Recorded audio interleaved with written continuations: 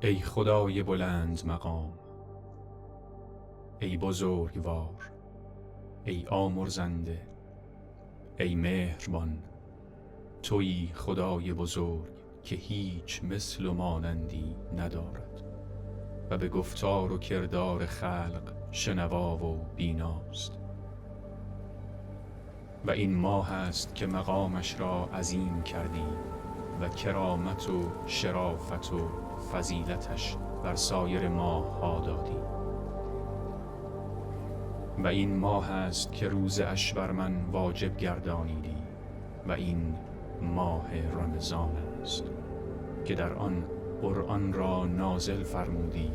برای راهنمایی مردم و روشن کردن راه هدایت و جدا نمودن حق از باطل. و شب قدر را در این ماه مقرر داشتی که آن شب را بر 1000 ماه برتری دادی.